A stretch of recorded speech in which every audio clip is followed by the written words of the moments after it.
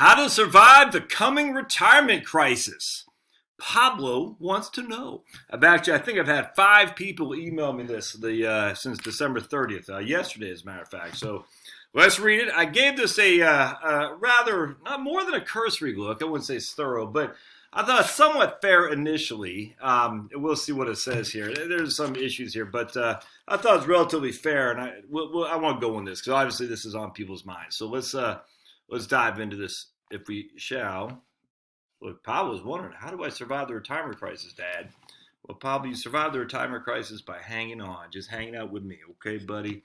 And Pablo says, I'll do that as he's licking my fingers. Okay. Allison Schrager, this is from the courts. I don't know what the courts is, QZ.com. Let's see who Allison Schrager is. I don't know her. That economist, writer, pension geek. She writes about retirement, how to hedge risk in more unconventional situations, all right?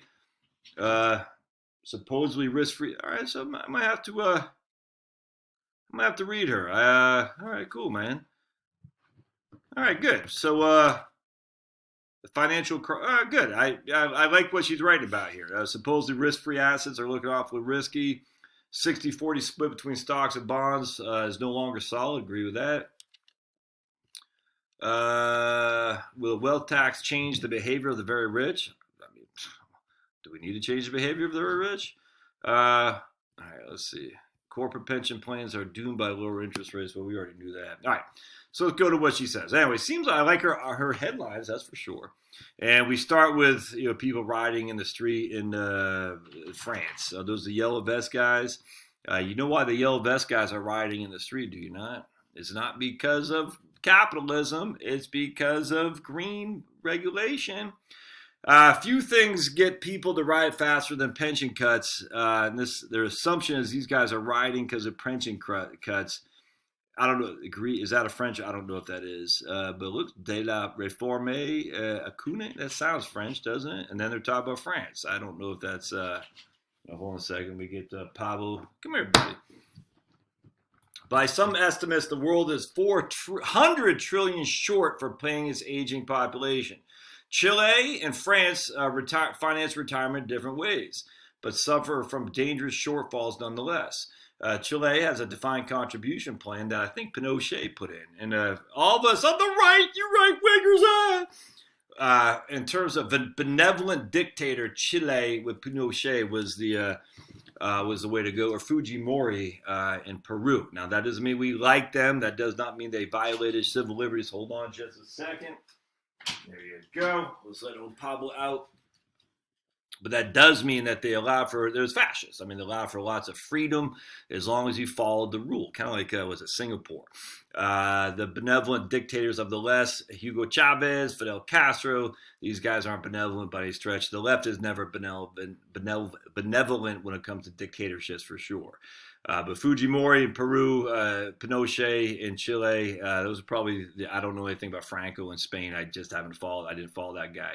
But those are probably the best examples of the right dictatorships that actually worked pretty well, relatively speaking. I'm not arguing that they did not violate many people's rights. So trust me, I did not. I'd much rather have no dictator at all, i.e. good old-fashioned US of A, in your face, baby. All right, so the French government offers generous defined benefit plan where the state pays its citizens a set income each year. Both systems are falling short because no matter how you finance retirement, you can't escape one financial fundamental truth. Retirement is expensive and there's not enough money to pay for it, or at least not enough money to finance the length of retirement at the standard of living people have come to expect. And see, that's a critical thing. The finance retirement at the standard of living people have come to expect. I don't know if it's come to expect or people think you'll need in retirement. I just to go back to this for the 20,000th millionth time. My wife and me, old Shar and old Josh, we have a certain level of standard of living up here because we have this house, we got 4 kids, we got this, that, and the other. When, 20 years from now, not 20 years anymore, man, 10 years from now, all of our kids would be out of the house, all right? We're going to have a lower standard of living, but it'll still be just as comfortable, if not more so, than it is today. We'll sell the house, we'll downsize, we'll have 2 cars. I just don't get it. All right, Let's keep going down. How bad is it? Well, the retirement shortfall has been more noticeable not only because a large population is starting to retire, but because the baby boomers are the first generation to retire with individual accounts like 401ks in the US, UK, and Australia. And I like what she does say. She says the left-leaning EPI, Economic Policy Institute, I've told you about how left the EPI actually is, declared the 401k system a disaster, citing 50% coverage rates and low asset balances that won't cover an adequate retirement. Adequate in the eyes of who? The socialists at the EPI, freaking Robert Reich, and all these other people. But to a large extent, retirees aren't worse off compared to earlier generations, and in some cases, maybe better prepared. The post-war era is often cited as the heyday of retirement in America, where Social Security is well funded and people got a pension from their employer. But only 38% of workers actually got a pension from their employer. And she cites this article, which is from, let's take a gander, shall we? The Social Security. All right, so we have to look at that. But that's from the SSA, so it's not from some right-leaning Heritage Foundation or something like that. All right, we got a new Christmas toy for that monkey over there. Let's see. Better coverage is why the median retirement savings balance for workers in the U.S. doubled between 1989 and 2016, increasing from $9,300 to $20,000, adjusted for inflation. That's the median. 50% more, 50% less. Individual accounts make the shortfalls that always exist with DB plans more transparent. The World Economic Forum defines that successful retirement is ending your work in your mid-60s with 70% of your salary for the rest of your life. If that's the goal, any shortfall reflects the retirement we want, not the one we ever had. All right, okay. All right, so the World Economic Forum, I don't get that. They say a successful retirement is ending your work in your mid-60s with 70% of your salary for the rest of your life. Which salary? The salary of your last work year, the salary of the first work year, that's stupid. If that's the goal, any shortfall reflects the retirement we want, not the one we ever had. I don't understand what that means. But anyway, retirement is a relatively modern concept that only went mainstream after World War II. Could not agree with that more, actually. People now live longer and in better health, anticipating spending up to 1/3 of their life retired. 100% right there. What's this lady's name again? Allison. 100% right. It's new. We don't know what retirement is. To say it's worse than it's ever been. Retirement is literally, 60-year experiment so far. I mean, it's insane. The problems with defined benefits. Well, we know what the problems are. Dodgy accounting standards. 100% right. 100% correct. CalPERS, who runs the California employee pension retirement system. All these just corrupt as all can be. All these guys. States that are trying to make up the difference by investing in riskier assets like private equity, which promise a higher return but increase the risk of even bigger shortfalls and have huge fees on top of that. Funded pensions in the private sector tend to be in better shape because they face more stringent accounting standards than the government ones. Yep. However, low interest rates pose a source of risk because they mean smaller returns and larger liabilities. Most government pension plans are pay-as-you-go, i.e. Ponzi schemes, where young workers are paying taxes to support the older people to keep the system in place.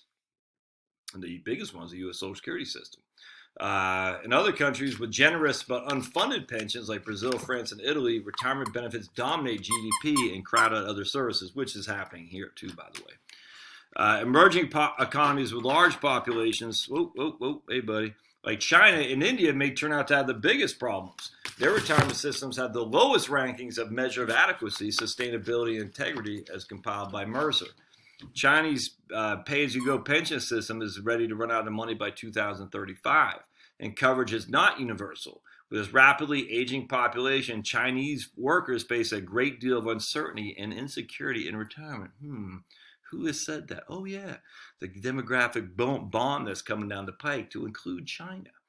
Exactly. And then DB pensions, in theory, should provide a worry-free retirement. Yeah, all I got to say is the airline pilots. All right, never mind Jefferson County, Alabama. Was it Fresno? This littered with problems with defined benefit plans. Defined contribution plans is nothing is promised. You could get killed in the market. We know that. I like how she talks about Andrew Biggs, which I like. That shows that she's being middle of the road. But as economist Andrew Biggs points out, the typical retiree in America is better off than they used to be after after firms switch to DC pensions, DC 401k plans. People have more retirement assets under a DC plan than they did under a DB. That said, it still might not be enough to match people's expectations. The average balance of soon-to-be retirements is $300,000, assuming they have an account, which translates to just $15,000 a year at current interest rates. That's the average, and again, that would be much lower than that if you look at the median. Let's see. Medicare does not cover everything, and retirees can expect to spend $183,000 in health expenses, but estimates vary considerably. Well, again, as I always say, I just got to make sure my buddy is over there. What you're going to spend in healthcare expenses is less than what you're going to spend in food and transportation, never mind housing. The U.S., Australia, and whatnot have not addressed the hardest part of retirement finance. People have saved, but the market does not provide adequate guidance and products on how to spend their money after they stop working. In emerging markets like Chile, DC plans also face additional challenges. For many, I just got 4 people sign up for my new book. Not my new book, my email list. So they downloaded my free book that you can get in the link in the show notes, the very first link, and you sign up for free and you're on the email list. And if you don't like what I say, you can unsubscribe. I probably average, I probably get 4 subscribers for every 1 unsubscribe. So it's growing. So be part of that. Sign up's free. If you're already in there, I appreciate it. If you already have the book, and you just want to sign up, just email me and I'll sign you up. And just you go to the website heritagewealthplanning.com. They'll say connect, I think, and then you click on the link that says sign up for newsletter. Many Chileans also work in the informal labor market and do not make contributions, which leave them with meager savings for retirement. Oh, who's that reminding of? Oh, Hernando de Soto. The other path, talking about Peru and the black market because of heavy regulation. This is what happens to Greece too, by the way. It turns people away from the government and the regulated market into the black market. Thus, the prohibition of drugs, what used to be alcohol, now cigarettes. It's insane. What's the solution? Addressing the retirement shortfall will take a combination of more savings and better financial education. Let's see. They recently passed the Secure Act, which makes it cheaper for small plans to offer retirement accounts. Doesn't matter. It's a positive step, but it's small. That little means nothing. Where defined benefit plans still exist, an aging society means pre-funding is a better model. Pensions need to be subject to better accounting standards that require them to account for risks. Yep. The bigger issue may not be related to generating an adequate income, but paying for long-term care. As people get older, their odds of developing dementia increase. No country has figured out a good way to pay for that. This doesn't mean we all need to work until our 70s. Okay, here's the scariest thing. Even the best designed system, almost no one today will earn enough in their lifetime to not work for 20 to 30 years at the end of their life. This is not true. This is true no matter who pays for retirement, the individual, the employer, the government. I don't understand. Almost no one today will earn enough money in their lifetime to not work for 20 to 30 years at the I don't get what that means. So I guess they're saying most people will not be able to retire for 20 to 30 years. Okay, gotcha. That's why you should start doing some kind of side hustle, man. Get a little bit of income coming in. It'll be beneficial. All right, so that was okay. I mean, that doesn't. Man, this is clickbait. Look, I like this article. I think it's a pretty good article. I think it's probably the fairest article I read on this. She doesn't say how to solve it, and she doesn't really state that. Well, I guess she kind of states there's a retirement crisis, but I'm not. That was good. I just it's clickbait stuff, and I hate to say clickbait as if it's deliberately misleading, but it's clickbait to the extent that she didn't mention how to solve it. She just said there is an issue we need to address, but not how to solve it. And so I guarantee it drew clicks, and I don't necessarily blame her. I'm not sure she writes the headlines. Anyway, there you go. I thought this was fair for sure, so I didn't have any qualm with it at all whatsoever. But I guess I'll use her. I guess I'll use her thing right there in my own title on this thing, on the book, on the video I put. I'll tell you how to solve the retirement crisis. You ready? You ready? Pay off your debt. I'm just telling you, man. Pay off your flipping debt. I cannot stress this enough. If you have no debt, you have a whole lot more capacity to live frugally. That's all there is to it. I don't understand why these guys, they say you need 60 or 70% of your salary. Well, if that salary consists of paying off your debt, and now that debt is gone, you just don't need that. You don't. That's how to pay. That's how to survive it. Pay off your debt. All right. Frustration doing. All right. We'll see you.